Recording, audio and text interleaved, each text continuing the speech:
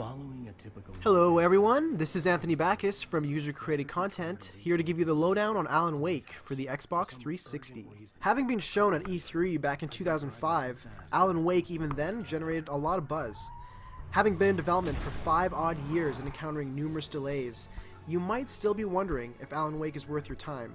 The answer is quite simple. Hell yeah it is! Shh, baby. Just another nightmare. Everything's fine. You dozed off. Right. Welcome to the Oh Dear Diner. Hi, I was wondering if you could help me. I'm looking for... Mr. Wake. Alan Wake. Oh, God. Remedy has openly admitted they were inspired by the works of Stephen King, as well as TV shows like Twin Peaks, Lost, and The X-Files, and it totally shows. You play, of course, as Alan Wake, an accomplished writer who is currently suffering from writer's block. His wife, Alice, decides to take him to their favorite cabin and vacation spot in the town of Bright Falls. Big mistake. You want to get me committed? No, it's not like that. That's not... Alan? Upon arriving at the cabin, Alan is thrust into a disturbing nightmare.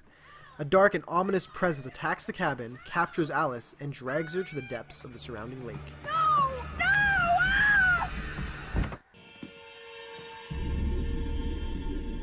Oh, no! Alan jumps in after her, but he blacks out, waking up in a crashed vehicle in the woods at night and finds out it's 1 week after his wife has been taken. All I knew was that something... Visually, Alan Wake is stunning. The fictional town of Bright Falls is one of the finest and most detailed settings ever presented in a video game. For most of your playthrough, Alan will be fighting his way through the dark and dense forests of Bright Falls, and this is where the game truly shines. You actually feel like you're walking the paths of a creepy forest at night. Sometimes a dark fog sweeps across your path, sways the trees, and throws rubble and particles flying in every direction. Combine that with the best lighting effects ever, and you have one incredibly atmospheric and moody game.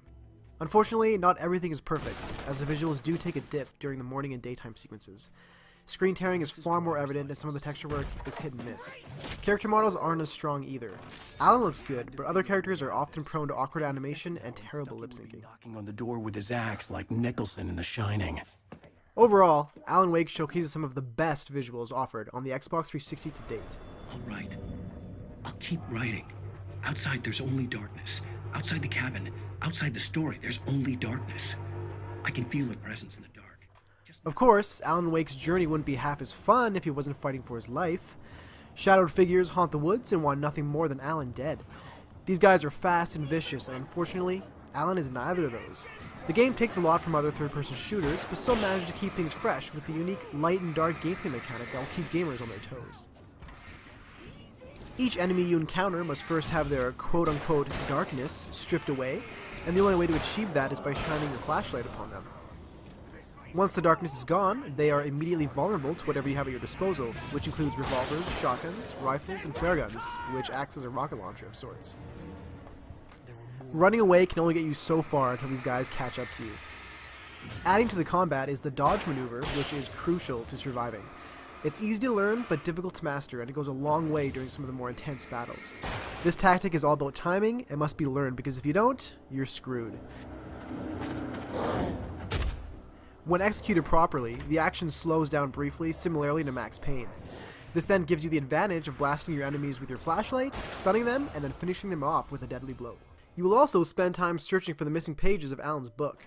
The pages can be read in the main menu and usually detail minor characters' backstories, as well as Alan's thoughts and feelings. The sheriff looked at me suspiciously.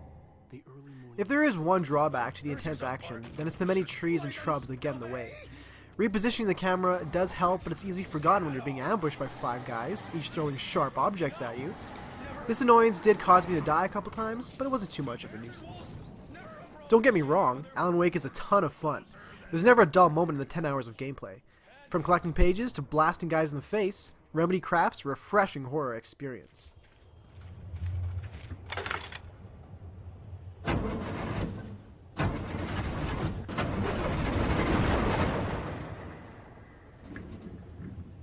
Remedy has accomplished what few developers have been able to, and that is meeting the expectations of an overdue game.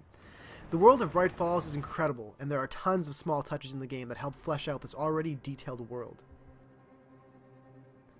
Alan Wake isn't the most original game I've played, but its captivating story, palm-sweating action, and chilling atmosphere distinguishes it from the pack. Remedy's game isn't perfect, or even the revolutionary title they promised, but this is one ride you won't want to miss. For my overall score for Alan Wake, I'm giving it an A-. Tiptoes to my room every night.